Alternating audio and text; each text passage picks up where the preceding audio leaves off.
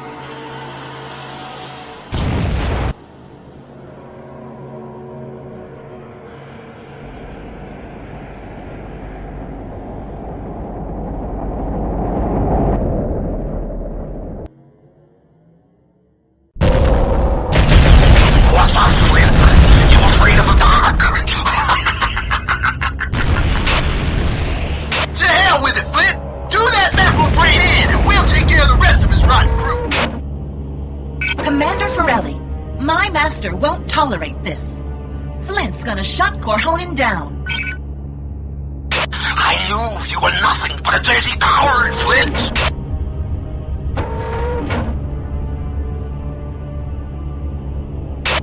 I'll take your time.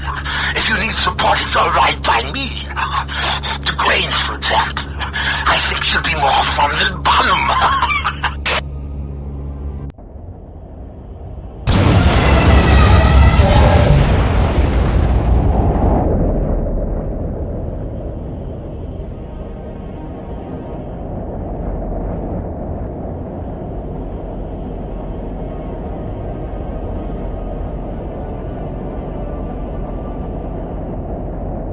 I hope you don't expect me to warn him.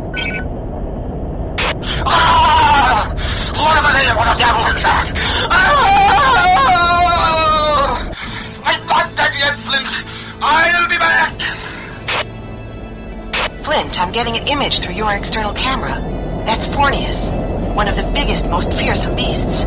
If you want my professional advice, get the hell out of there. Flint, I'm receiving energy signatures from inside the monster. Looks like Mad Sam is tickling his ribs. He's trying to shoot his way out. Get some distance between you and Fornius, Flint. I don't know how fast that squid is, but he's madder than hell.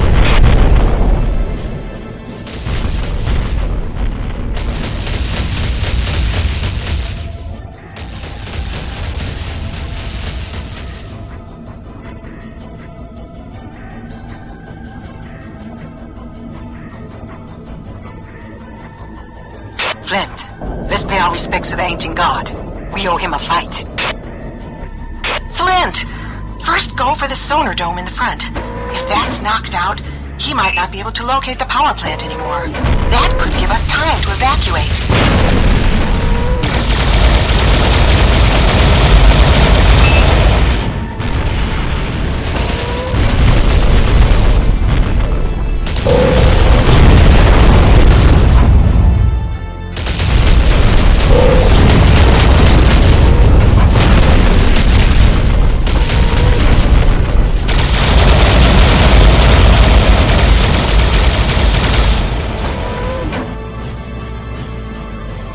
Doesn't look good. I'm heavily damaged.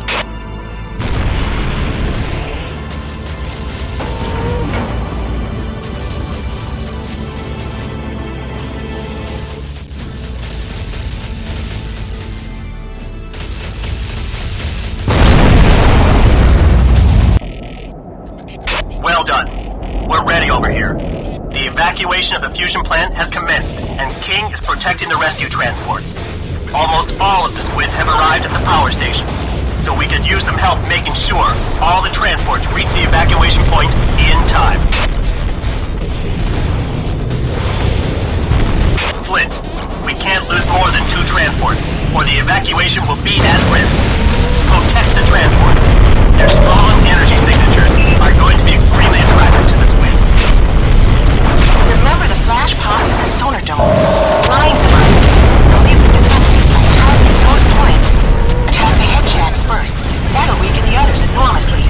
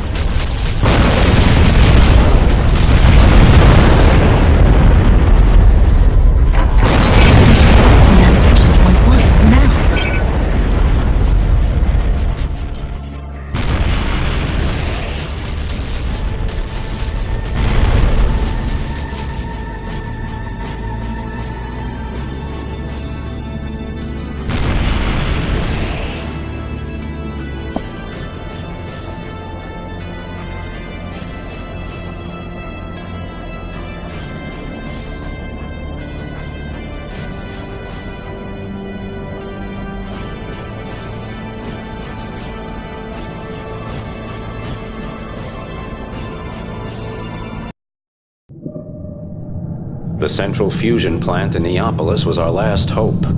After my wings and I fiddled around at the control centers of the gravity core, I took a moment to get my head together. At the central plant, the fusion reaction transforming heavy hydrogen into helium wasn't triggered by laser, but by a form of plasma or condensate derived from artificial black holes smaller in size than atomic nuclei. If we upset the balance between the fusion energy and gravity, there would be a supernova that would end our squid problems in one shot. The scientists of Machina Antarctica said that heat and gravity were essential for replicating the silicon molecules that formed parts of the squid's bodies. As a result, the monsters were always instinctively looking for energy centers to help replenish their cells. Everything went like clockwork. In a moment, the dark night of Aqua would become as bright as a sun. We knew of the sun only from physics lessons and films in school, and old tales told 1,000 times. But everyone talked of its power. None had ever seen it, but everyone talked of it. This sun was a star of hell and message from another world.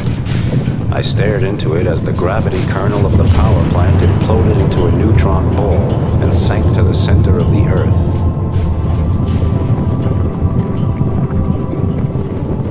The shockwave of the explosion rippled in every direction. Gilmore later told me that parts of the power plant left the ocean, the atmosphere, and the gravity of Earth, and were now in orbit like the mischievous satellite that had been activated by brain fire.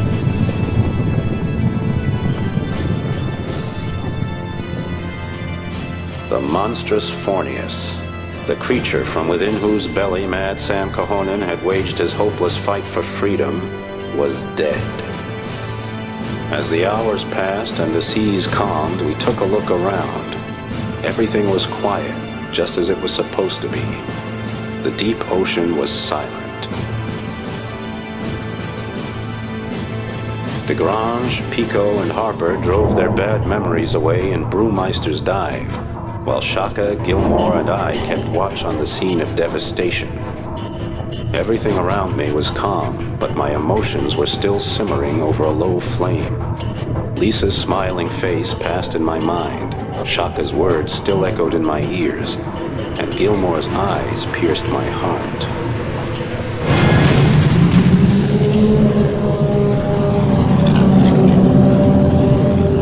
Apparently, there wasn't enough room in hell for Mad Sam and his malicious host. Still more dead than alive, the power of the Fornius was easily enough to destroy us all. I ordered Shaka and Gilmore to get lost as we began to harass him, but I knew they wouldn't listen. Just when we were about to bite the sediment, all of our instruments died, as if to spite us. Then a shadow pressed out of the gloom, and I recognized it. A shadow I had often encountered before. EMP. It flashed across my mind like a razor. An electromagnetic pulse weapon had killed our instruments. I saw the Bion shadow melding into the body and soul of the mightiest of the old ones. Saw it absorbing his very being and power, assimilating the hatred in his 1,000-year-old murderous soul. I could see that the Bion ship in front of me was not a scrap heap. That meant that the Bions back at their stronghold, the Servian, hadn't been annihilated, and they were already regaining their strength. Charlotte Gilmore and Shaka became great friends and whispered together for days about me. Nothing could protect me from two women of their caliber. Whenever I saw them, they would glance at each other, then grin like schoolgirls. It was a curse I would just have to bear.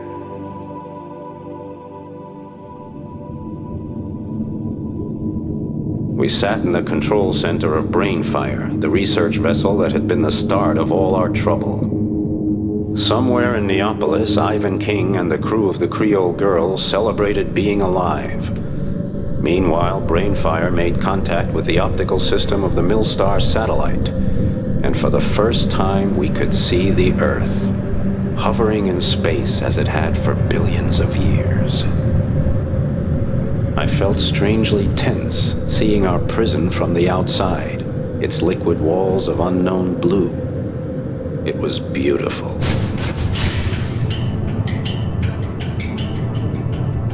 Weird, something metallic caught my eye, and with a word the camera zoomed in. Structures, and something recognizable in silvery gray. The camera moved in tighter and I could make out small flashing lines along the coast. What the hell was it? The satellite moved on to the south. Clouds still remained from the huge explosion 5 years ago when the stronghold, the Servian, had been destroyed. Zoom in. The Servian. The Bions. The destruction of their stronghold 5 years ago had only been a small hitch in the system. They had built a massive reproduction plant on the continent, developing their own biotechnological civilization, and they had done it with phenomenal speed.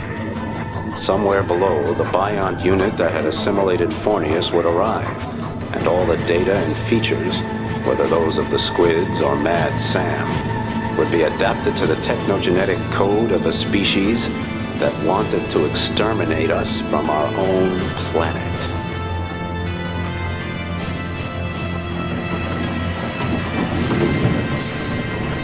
The clouds closed in, impenetrable. Nobody said a word. Someone swallowed hard.